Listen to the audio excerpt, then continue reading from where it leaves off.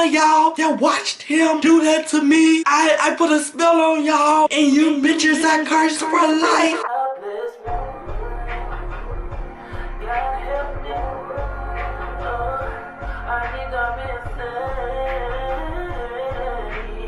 Hey, it's your boy AJ back with another freaking video, and today I'm here with a story time. So follow up the other story time because y'all know I'm doing a mental hospital story time series. I'm going to talk about my experience and some things that I experienced seeing, child.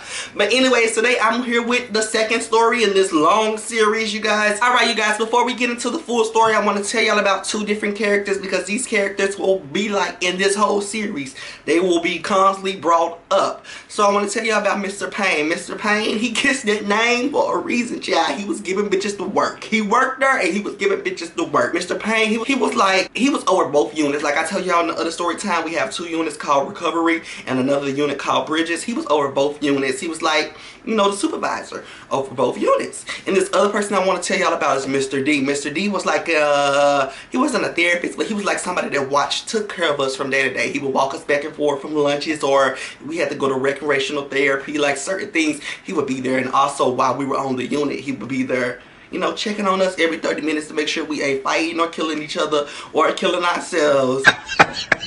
Remember that. Mr. Payne, he was the boss. Mr. D, he was the sauce. Okay? Alright, you guys, so at this point, it's like the second night into my stay, and it's late in the night. Not too deep in the night, but like right before shift change. Shift change used to happen at like 11 p.m.-ish. So this was happening right like 10:30, child. 10:30, maybe 10:20. I don't know, bitch. I didn't have no phone in there. I hear like an altercation going on in the room that's right beside me because I had the front room. It was like a wheelchair room, child. It was big and luxurious. The second room over, I hear like altercation going back and forth. So at this point, I'm listening, but I haven't got up off my bed because I don't want to be too nosy, child. So, but it gets louder, and then it starts sounding like it was getting gooder. So I had to get up and like kind of peek out of the door to see what was going on. So I'm peeking out the door, you guys. I'm looking at whatever, and I see that it's this white boy arguing with this other black boy.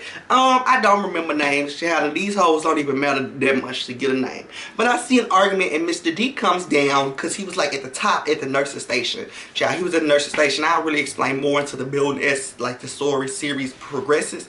I'll really explain more how the building is laid out as the series progresses. But he's at the nurse's station, so he walks down to the boys' unit, and he kind of, comes into the argument, and he tells the white boy like, hey, let's go. Hey, can I take you to the therapy room? The white boy is not wanting to go. He wants to argue back and forth with the boy in his room, and I didn't really want him to go into the therapy room either, child, because I was getting the tea, and the tea was getting me, and I like, dang, I'm watching, girl. And Mr. D is like, hey, come on, go to the, take a little moment, y'all separate. I'm gonna figure out y'all bedding arrangement. I have to put you, like, switch up some rooms, but until we do that, can you go into the therapy room, the group therapy room? Girl, this white boy holler off no. So at this point, he's still going back and forth. And it wasn't like he was saying no to the man that was like, hey, no, I'm not going in that room, but I stopped arguing with the boy. He was like, no, I'm not going in this room, and I'm gonna keep arguing with the boy. So he is going back and forth, arguing with the boy, and Mr. Lord Jesus.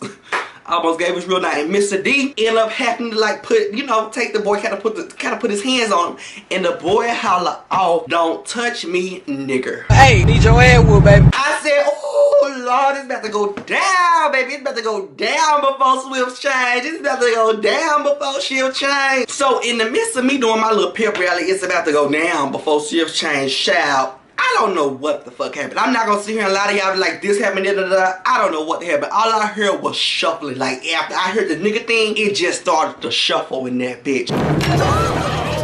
Girl, let me tell you something. That door closed, bitch, and all I heard was like screaming. Black boy that the white boy was room with, they had him removed out of the room. So at this point, it's only the white boy and Mr. D. They in this room, I guess, tearing it the fuck down.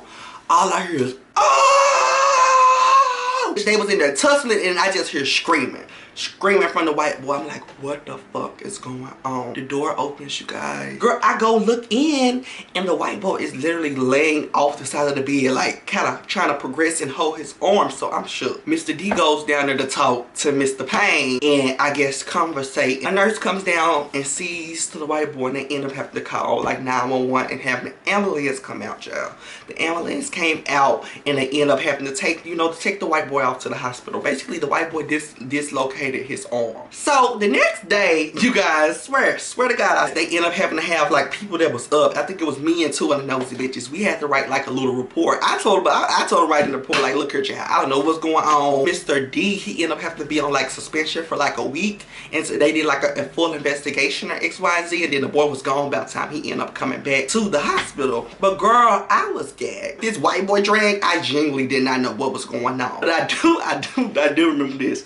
I do remember the boy coming back from the hospital later on that day and ended up telling us like, all of y'all, like literally me, all of y'all that watched him do that to me, I put a spell on y'all, and you bitches I cursed for life. And I was like, I thought it was funny. I was like, what the fuck? And I thought it was funny because like, girl, he came in like, I be in the law, give me the power, I beg of you. I'm still blessed to this day, and that was years ago, so the spell did not cast nowhere over here. But girl, he came in there saying like, all you bitches that watch me get my ass beat, I'm putting a spell on you bitches. I put a spell on you, he put a spell on us. So, I don't know if he got his ass beat or not, like, but all I know is it went down. Anyways, you guys, that was the second story time. It's not too much. We're gonna start cranking things up soon. I just want to tell y'all, because I'm gonna tell y'all like the stories in the order that they happen, or as I remember, because I've literally been sitting down writing these stories or writing like stuff as I remember, like, oh yeah, I remember this happened, let me write it down. And I've been like kind of piecing them together and trying to put them in the order that I remember them happening. Anyways, you guys, that was the story time about how this man put a spell on us because he got his ass beat by staff. Make sure you guys like, subscribe, comment, and share, and tune into the first story time in this series, and also the other mental hospital story times I did about the Laura Heights Hospital. See y'all in a different video.